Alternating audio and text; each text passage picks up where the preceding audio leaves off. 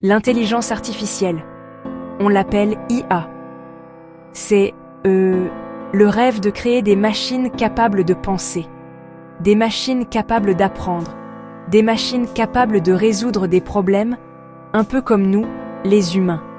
Imaginez un esprit, non pas fait de chair et de sang, mais de silicium et de code. C'est ça, l'essence de l'IA. Elle représente une ambition audacieuse. Celle de reproduire, et peut-être un jour de comprendre, la nature même de l'intelligence. Ce voyage vers la pensée artificielle est l'une des plus grandes aventures de l'humanité, une quête pour construire quelque chose d'entièrement nouveau dans l'univers connu. Mais qu'est-ce que l'intelligence signifie vraiment dans ce contexte? C'est bien plus que de simples calculs rapides. Votre calculatrice de poche est rapide, mais ce n'est pas de l'IA. L'IA vise quelque chose de plus profond.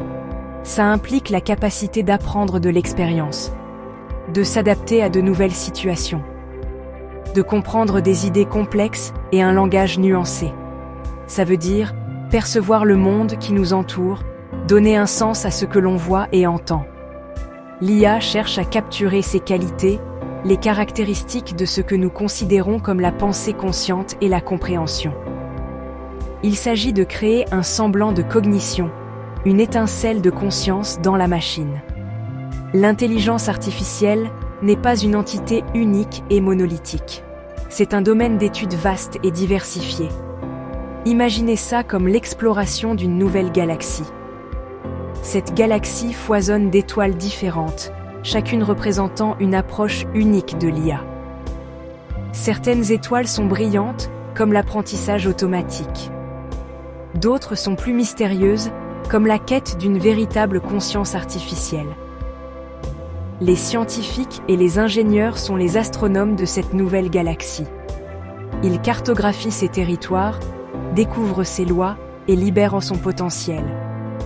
Le domaine est en constante expansion, révélant de nouvelles merveilles et de nouveaux défis.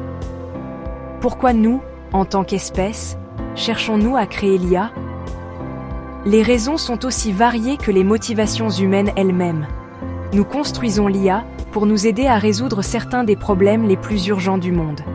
Des problèmes en médecine, liés au changement climatique, à la gestion des ressources. Nous la construisons pour étendre nos propres capacités, pour aller plus loin, pour voir plus clair. Et peut-être, de manière plus profonde encore, nous construisons l'IA pour nous comprendre nous-mêmes. En essayant de recréer l'intelligence, nous en apprenons davantage sur notre propre esprit, notre propre conscience, et notre place dans ce vaste théâtre cosmique. Le rêve d'êtres artificiels n'est pas nouveau. Il résonne à travers les mythes et légendes anciennes. Des histoires de statues pensantes et de serviteurs mécaniques. Ces récits révèlent une fascination humaine de longue date. Un désir d'insuffler la vie à l'inanimé. De créer des compagnons ou des aides forgés de nos propres mains. Bien que ce fussent des produits de l'imagination, ils ont posé les bases conceptuelles. Ils ont semé les graines de la curiosité pour les esprits artificiels, bien avant que la technologie n'existe pour ne serait-ce que tenter un tel exploit. L'idée de l'IA est tissée dans la trame même des récits humains. Le voyage scientifique de l'IA a véritablement commencé au XXe siècle. Des visionnaires ont commencé à réfléchir aux mécanismes de la pensée. Alan Turing, un esprit brillant, a proposé le test de Turing, un moyen de mesurer la capacité d'une machine à manifester un comportement intelligent.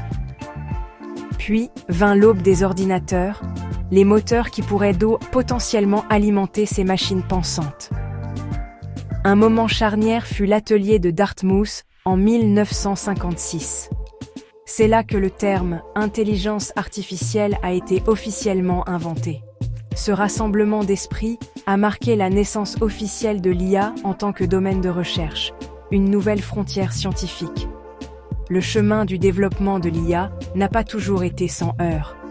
Il y a eu des périodes de grande effervescence et de progrès rapides. Celles-ci étaient souvent suivies par des hivers de l'IA. Des moments où le financement diminuait. Des moments où les défis paraissaient trop immenses, les objectifs trop lointains. L'optimisme initial dépassait parfois